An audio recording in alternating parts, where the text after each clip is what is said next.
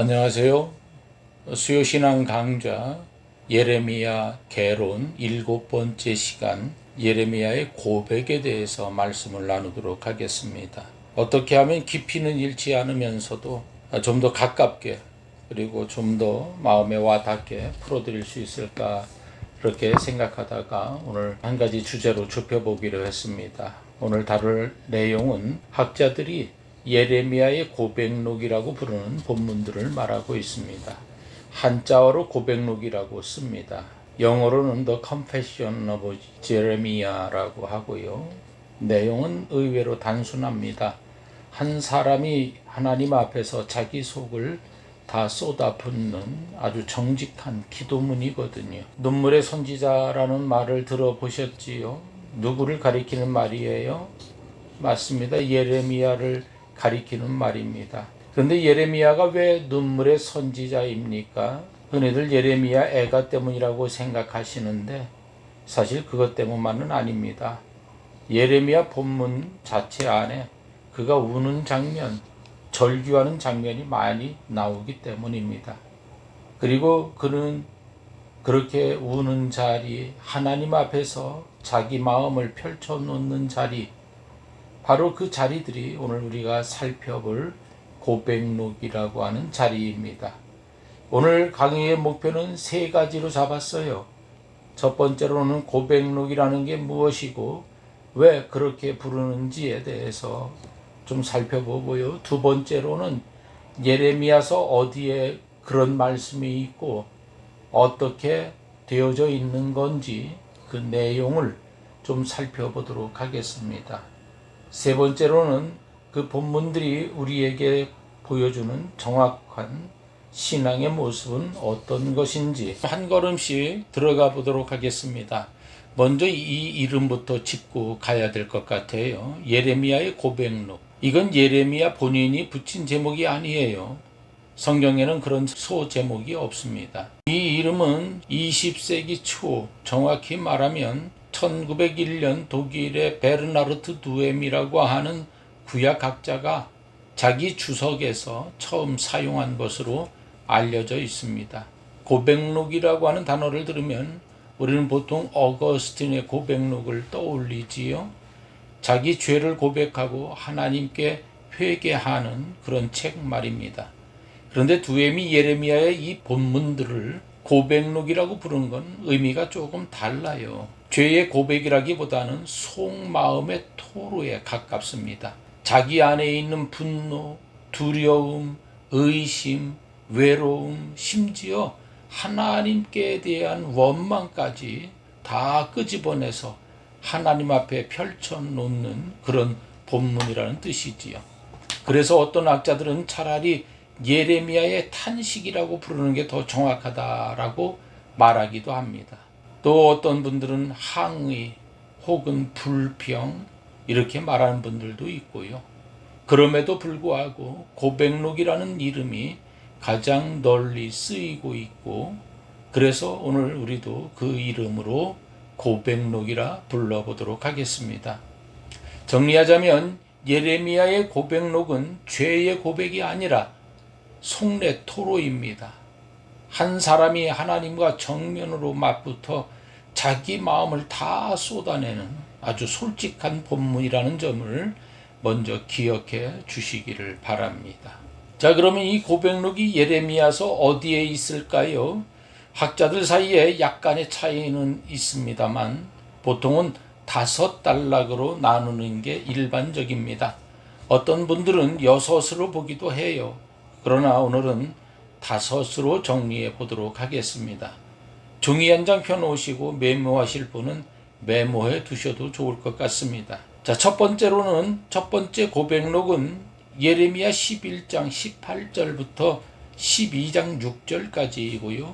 두 번째 고백록은 15장 10절부터 21절까지입니다.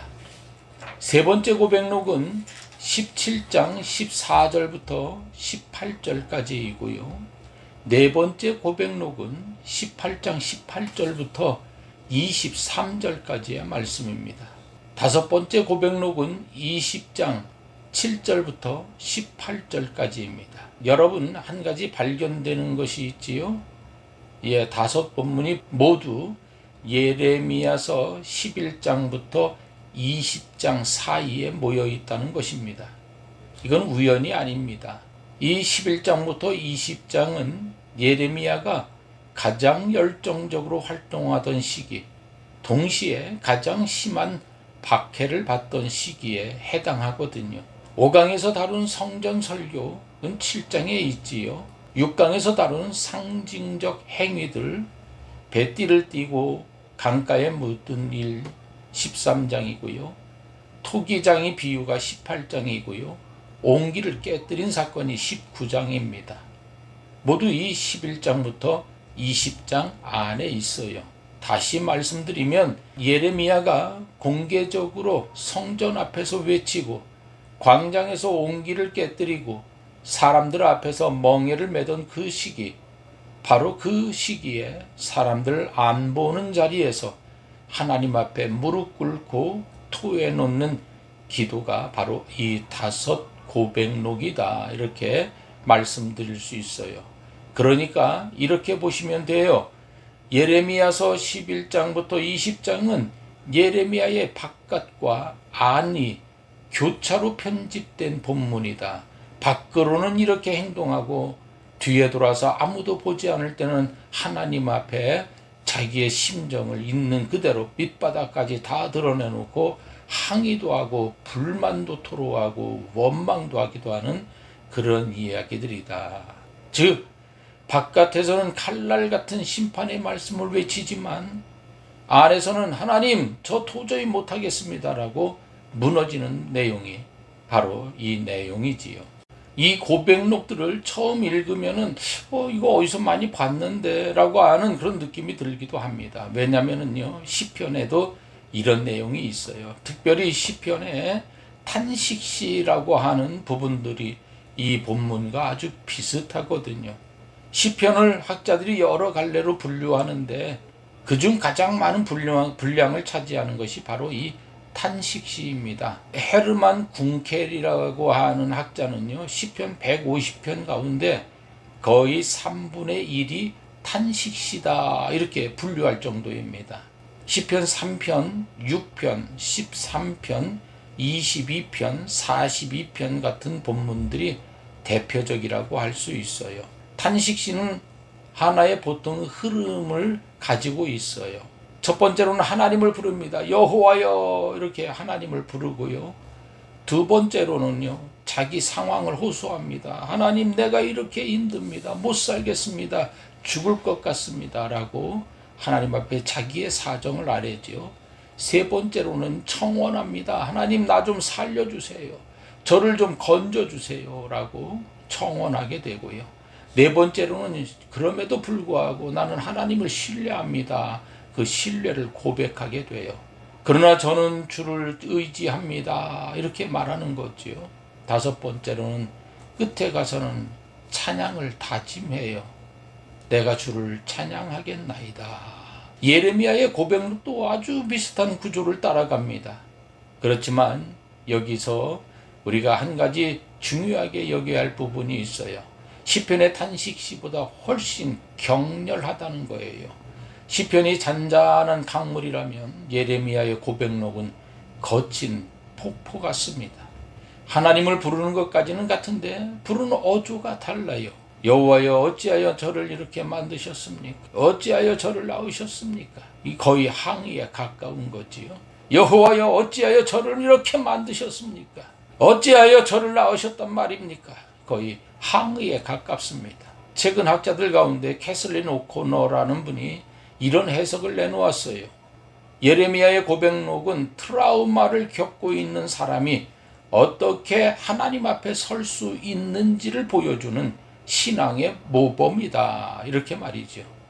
일종의 트라우마의 신학이라고도 부릅니다. 큰 충격과 상처를 입은 사람도 입을 다물고 견디는 게 아니라 그 아픔을 그대로 하나님께 가져갈 수 있다고 말하는 겁니다.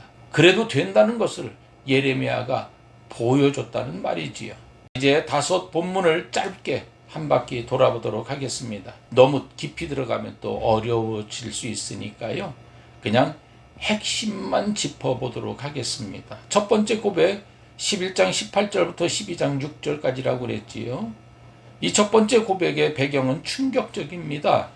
예레미야가 자기 고향 아나도 사람들이 자기를 죽이려고 음모를 꾸미고 있다는 사실을 하나님께서 알려주셨어요. 그가 받은 충격을 본인이 이렇게 표현해요. 나는 끌려서 도살당하러 가는 순한 어린 양과 같으므로. 자기 동네 사람들에게서, 친척, 어쩌면 어릴 적 함께 자란 친구들에게서 그런 음모를 받았으니 그 마음이 어떠했겠습니까? 그는 12장 1절에서 또 이렇게 따지지요. 여호와여, 내가 주와 변론할 때에는 주께서 의로우시니이다. 그러나 내가 주께 질문하옵나니 악한 자의 길이 형통하며 반역한 자가 다 평안함은 무슨 까닭입니까? 사랑하는 성도 여러분, 이 질문 어디서 많이 들어보지 않으셨어요? 욥기에서도 시편에서도 하박국에서도 같은 질문이 나오지요. 의인이 고난당하고 악인이 형통합니다. 왜 그렇습니까? 이 오래된 질문을 예레미야도 똑같이 던지고 있는 겁니다.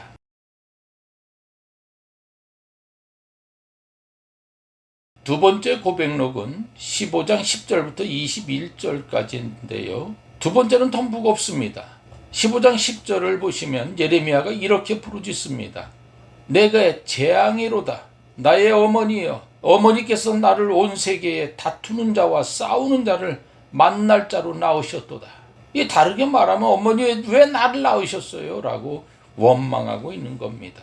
더 정확히 말하면 자기를 이렇게 만드신 하나님을 향한 우회적인 항의인 거지요. 그런데 여기서 정말 놀라운 일이 일어납니다.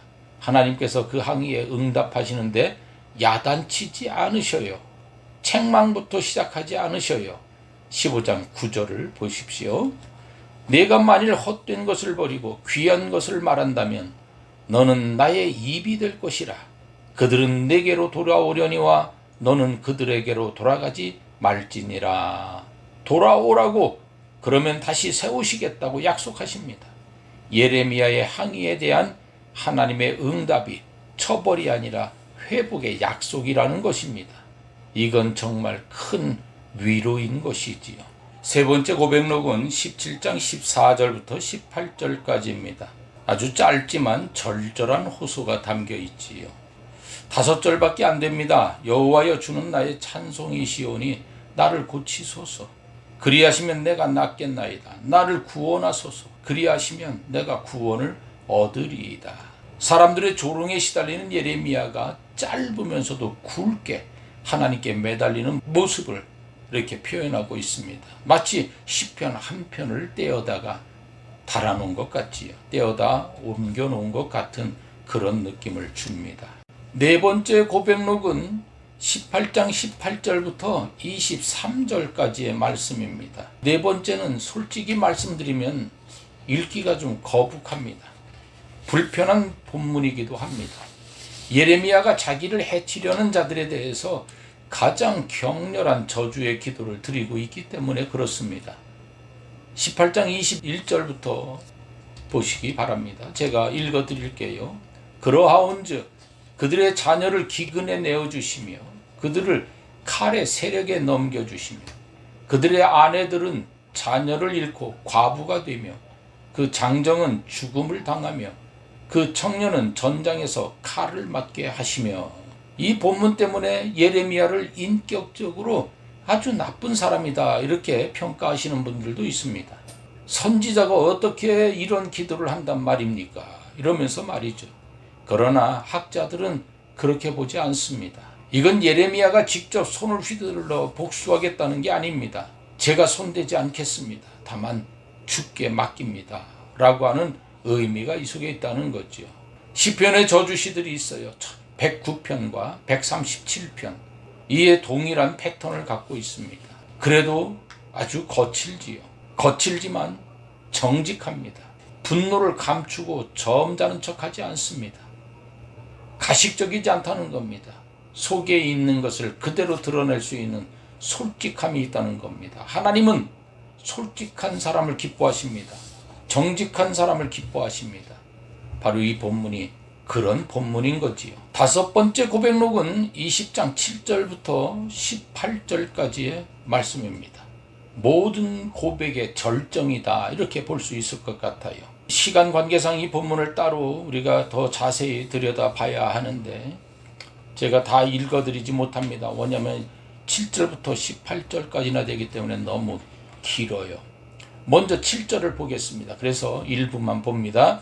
먼저 7절을 보겠습니다. 여호와여, 주께서 나를 권유하심으로 내가 그 권유를 받아 싸우며 주께서 나보다 강하게 이기셨으므로 내가 조롱거리가 되니 사람마다 종일토록 나를 조롱하나이다. 여기 권유하심으로라고 하는 단어, 이 단어가 정말 묵직해요. 히브리어로 파타라고 하는 말인데요, 사전적 의미는 꾀다, 유혹하다, 속이다 라고 하는 의미를 갖고 있어요. 그냥 우리 성경 번역하는데 좀 부드럽게 하기 위해서 권유 이렇게 했지만 권유가 아니라는 거예요. 하나님께서 속이셨다는 거예요. 꾀셨다는 거예요. 출애굽기 22장 16절에 보면 처녀를 꾀었다라고 하는 말이 있어요. 사람이 약혼하지 아니한 처녀를 꾀어 동침하였으면, 속여서 결혼하였으면 납폐금을 주고 아내로 삼을 것이요, 이렇게 말씀하실 때 그때에 바로 처녀를 꾀다 할 때에 그 꾀다가 바로 이 파타라고 하는 말이래요. 그러니까 예레미야가 지금 무슨 말을 하는 거냐 하면 정말 강하게 말하면서 하나님, 저를 속이셨습니다. 저를 꼬셨습니다. 이렇게 말한다는 거예요. 사실 우리말 권유는 이 언어의 강도를 다 살리지 못한 번역인 것입니다. 예레미야가 그만큼 절박했다는 뜻이지요. 하나님, 제가 이 길을 나서면 영광스러울 줄 알았는데 결과는 모욕뿐입니다. 사람마다 종일토록 저를 조롱하고 있습니다. 그가 받은 모욕의 무게가 얼마나 컸으면 하나님께서 저를 속이셨다라고까지 말했을까요? 그런데 자, 이게 끝이 아닙니다. 9절을 보십시오. 내가 다시는 여호와를 선포하지 아니하며 그의 이름을 말하지 아니하리라 하면 나의 마음이 불붙는 것 같아서 골수에 사무치니 답답하여 견딜 수 없나이다. 정말 인간적으로 솔직한 고백 아닙니까? 그만두자, 입 다물자, 더 이상 말씀을 전하지 말자, 그렇게 결심하는데요, 그러면 안에서 불이 일어납니다. 골수에 사무치도록 답답해서 견딜 수가 없습니다. 그래서 또 외칩니다. 외치면 또 모욕당합니다. 모욕당하면 또 그만두려 합니다. 나 안 해! 그렇게 말하는 거죠. 그런데 그러면 또 불이 붙습니다. 이게 예레미야의 인생입니다. 사랑하는 성도 여러분, 이 굴레가 보이시나요? 그런데 더 놀라운 일이 일어나지요. 13절에 보면 이 절망과 항의의 한복판에서 갑자기 찬양이 터져 나와요. 여호와께 노래하라. 너희는 여호와를 찬양하라. 가난한 자의 생명을 행악자의 손에서 구원하셨음이니라. 어떻게 가능한 일일까? 이게 어떻게 가능할까? 7절에서는 하나님이 나를 속이셨다고 항의하다가 13절에서는 여호와께 노래하라고 외칩니다. 이게 한 본문 안에 같이 들어있는 거예요. 그리고 또 반전이 있어요. 14절에 가면은 내 생일이 저주를 받았다면, 나의 어머니가 나를 낳던 날이 복이 없었다면, 13절에서 찬양하던 그 입으로 한 절 뒤에 내가 차라리 태어나지 말았더라면 이라고 통곡하고 있는 겁니다. 학자들이 여기서 두 갈래로 갈라져요. 어떤 분은 이건 시간 순서대로 적힌 게 아니다, 편집자가 의도적으로 배열한 것이다, 이렇게 말하기도 하고요. 또 어떤 분들은 아니다, 이게 바로 예레미야의 신앙의 실제 모습이다, 신앙이라는 게 일직선이 아니라 이렇게 오르락 내리락 하는 거다, 이렇게 말하는 분들도 있습니다. 어느 쪽이든 한 가지는 분명해요. 예레미야의 본문은 신앙에 힘겨움이 있었고 그 굴곡을 가리지 않고 그대로 보여준다는 점입니다. 한 사람 안에 항의와 신뢰가 있고 절망과 찬양이, 통곡과 노래가 교차로 살아있다는 겁니다. 이게 예레미야의 신앙이고 어쩌면 우리 모두의 신앙이라고 생각을 합니다. 자, 이제 정리하면서 마무리로 향해 가겠습니다. 예레미야의 고백록이 우리에게 가르치는 것이 무엇입니까? 한 3가지로 짚어보려고 그래요. 첫째로 신앙은 하나님 앞에서의 정직함입니다. 예레미야는 자기 마음을 다 말씀드립니다. 분노도 말씀드리고 의심도 말씀드리고 원망도 말씀드립니다. 속이셨다는 말까지 합니다. 그런데 하나님께서 그를 끊어버리시지 않습니다. 오히려 다시 부르시고 다시 세우시고 다시 입을 열게 하십니다. 우리가 하나님 앞에 가식적으로 감사합니다, 감사합니다만 드리는 것보다는 진짜 우리 속을 펼쳐놓는 게 하나님께서 받으시는 기도라는 거지요. 두 번째로는 의심도 항의도 신앙의 한 부분입니다. 어떤 분들은 신앙 좋은 사람은 의심하지 않는다 이렇게 말합니다. 예, 맞아요. 그렇기도 해요. 그런데 성경은 그렇게만 말하지 않습니다. 욥도 의심했고요. 시편 기자도 의심했고요. 예레미야도 의심했고요. 하박국도 의심했습니다. 의심이 죄가 아닙니다. 의심을 들고 하나님께 나가야 합니다. 그런데 의심하면서 하나님께 나가지 않는 게 죄라는 거지요. 이게 문제입니다. 의심을 들고 다른 데로 가버리는 것, 우상을 찾아가는 것, 사람들을 찾아가는 것, 그리고 하나님을 영영이 떠나가는 것, 이게 문제인 거예요. 예레미야는 의심도 하나님 앞에서 했습니다. 사랑하는 성도 여러분, 하나님 앞에 솔직하면 됩니다. 여러분들의 마음에 있는 그대로를 드러내면 되는 거지요. 세 번째로는 그럼에도 불구하고 결국 하나님을 신뢰합니다. 11장 20절을 보세요. 만군의 여호와여, 나의 원통함을 주께 아뢰었사오니 그들에게 대한 주의 보복을 내가 보리이다. 20장 11절도 보십시오. 여호와는 두려운 용사 같으시며 나와 함께 하심으로. 항의가 끝나면 결국 어디로 가요? 주께 아뢰었사오니 결국 주께로 갑니다. 나와 함께 하심으로 결국 함께 하심을 의지합니다. 이게 정직한 신앙의 결말인 거예요. 사랑하는 성도 여러분, 우리가 신앙생활을 해오면서 이 길이 맞나? 정말 하나님은 살아계신가? 그런 흔들림 한 번도 안 해보신 적은 없을 거예요. 한 번도 흔들림 없이 지금까지 오신 분은 안 계실 거예요. 저도 그렇습니다. 어쩌면 누구라도 이 말씀 앞에서 자유롭지 못할 겁니다. 아무리 든든한 믿음을 가졌어도. 조용기 목사님도 그런 고백을 하더라고요. 그래서 병자를 고칠 때 이게 나을까? 안 나오면 어떡하지라고 하는 그런 의심을 가지고 그럼에도 불구하고 선포할 때에 병이 낫는 것을 보았다. 조용기 목사님 간증하는 말씀 속에서 들은 적이 있습니다. 그런데 예레미야가 우리에게 가르쳐 줍니다. 누구라도 이렇게 이 말씀 앞에서 자유롭지 못한데 예레미야는 그 말씀 속에서 우리에게 가르쳐 줍니다.